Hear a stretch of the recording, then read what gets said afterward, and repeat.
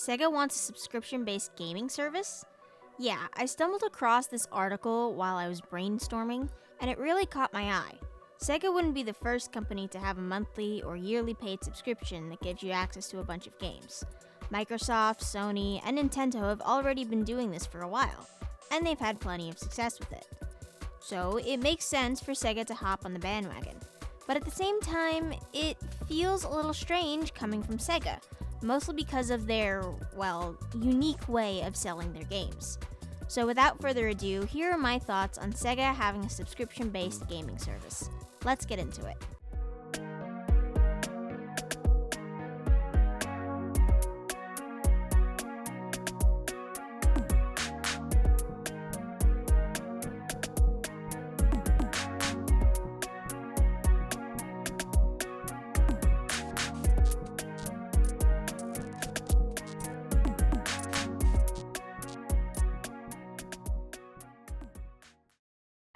First off, I'm not totally sure how other people feel about subscription gaming services in general, but for me personally, I think they're kind of cool.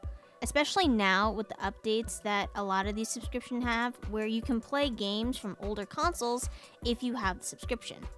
It's basically backwards compatibility, but on steroids. And honestly, that's a win-win for everyone. Game companies get money off older games that most people probably wouldn't bother buying otherwise. Meanwhile, players get easy, semi-portable access to those older titles without having to lug around a bajillion different consoles. And yeah, it's a decent chunk of money to shell out every year, but if you're a solid gamer who likes or wants to dive into older games, it will probably balance itself out anyway in the long run.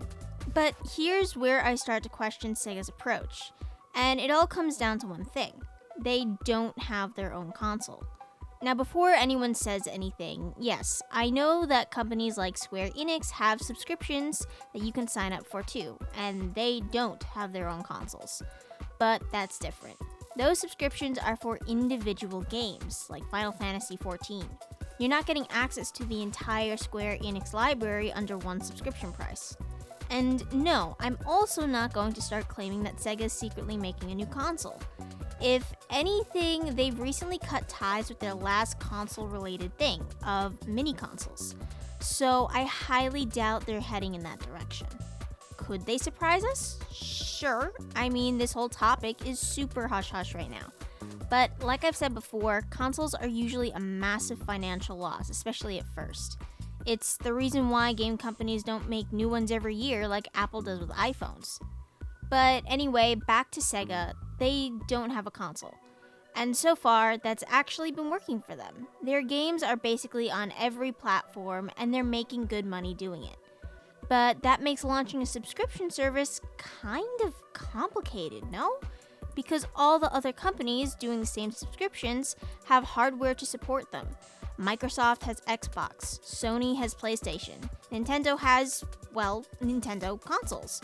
So how does Sega consolidate all their games into one place when they don't have their own system to run them on? The article I kept reading about this whole situation was comparing it to a, quote, Netflix-style subscription. But here's the thing, movies and TV shows are passive. You just hit play and you're good to go. You can stream them pretty much anywhere. Games? They're completely different. You've got programming involved, hardware needs, controllers, sometimes even microphone necessities and online chat for multiplayer. You can't exactly boot that up on your smart fridge or just anything. Unless Sega goes full PC. Because look at Steam. It's not a perfect comparison, but the structure is very similar. Steam itself is free, and then you just pay for the games you want. But their entire library is linked to your account, not to a specific box of hardware. So that means you can technically pull up your games on any PC, laptop, or even some mobile devices like a phone or iPad, so long as it can support Steam and that game. Therefore, if Sega wanted to copy that concept, all they'd have to do is switch things around so that you pay for the subscription instead of the individual games, and bam, online Sega Gaming Hub without a console.